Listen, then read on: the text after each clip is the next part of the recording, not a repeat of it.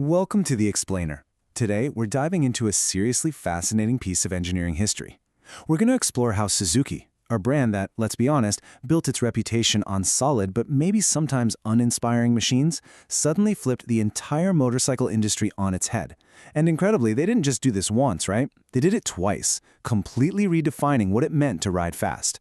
So buckle up, because we're tracing the lineage of this speed revolution, all the way from the groundbreaking GSX-R right up to the legendary Hayabusa. Okay, so let's jump right in with a pretty provocative question. What actually happens when a street vehicle gets dangerously close to being a factory race machine? Well, to answer that, we have to look back at the late 20th century. This was a time when Suzuki's engineering brilliance was verging on, frankly, reckless. They were pushing the absolute limits of physics, aerodynamics, and public policy, sparking a massive paradigm shift in performance. 194 miles per hour. That's about 312 kilometers per hour for my metric folks out there. Just let that number sink in for a second. This wasn't some multi-million-dollar prototype out on a closed track. No way. This was the top speed of a standard production motorcycle that you could literally go out and buy right off a dealership floor in 1999. It was a speed so genuinely terrifying to regulators that it almost got hypersport bikes completely banned across Europe. But to understand how we got to that absolute boiling point, we got to go back to where the revolution actually began. Part 1. The sport bike revolution begins. Let's look at the actual problem Suzuki was trying to solve in the early 1980s. The sport bike landscape back then was, well, frankly, a bit of a mess. On one hand, you had the Reagan-era Universal Japanese Motorcycles, or UJMs. These things were essentially heavy, mutant street bikes. Reviewers at the time called them huge, ill-handling, crude appliances. They made great power, sure, but trying to harness that power in a corner, it was like wrestling a bear. Then, out of nowhere, Suzuki unleashes the 1985 GSX-R. Talk about a total paradigm shift. It had a lightweight aluminum frame, aerodynamic full-coverage bodywork, and this hyper-focused racing posture. It was basically the first genuine race replica built for the street. Part 2. Engineering a featherweight fighter.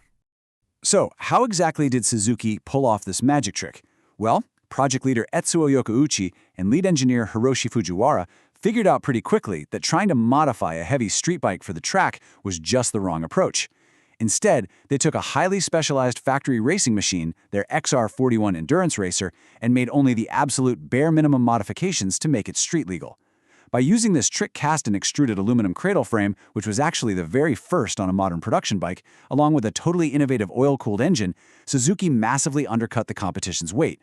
I mean, the US spec 1986 GSX-R 750 weighed in at an astonishingly light 464 pounds wet. Meanwhile, you look at the Yamaha FC 750, 525 pounds. The Honda VF 750F, a hefty 550 pounds. This gave the original GSX-R, affectionately known by fans as the Slabby, an absolutely unbeatable power-to-weight ratio. Now, Suzuki's relentless pursuit of this light-is-right philosophy was undeniable. But, evolution isn't always a straight line. By 1988, the second-generation Slingshot model actually gained weight, bloating up to 493 pounds. And the 90s? Well, they brought liquid cooling, which added even more weight.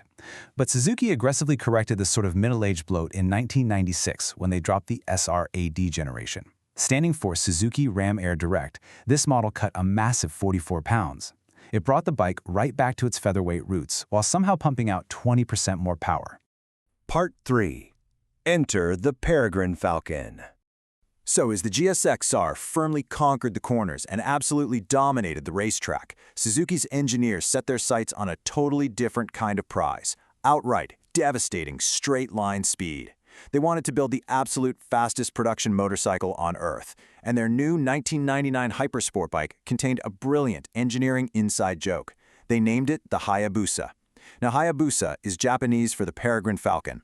And the Peregrine Falcon is famous for this incredible vertical hunting dive that makes it the fastest bird on the planet, hitting speeds over 180 miles per hour. But guys, here's the kicker: the Falcon's natural prey in the wild? The Blackbird.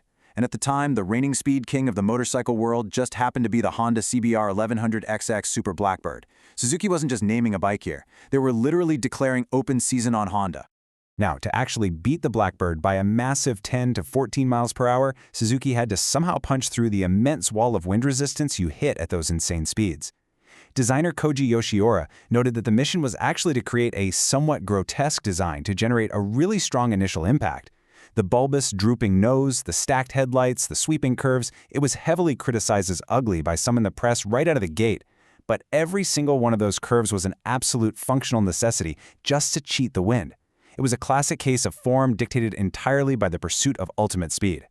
Part 4. The 1860 mph speed limit. By the late 90s, this manufacturer speed war was escalating to an absolute boiling point.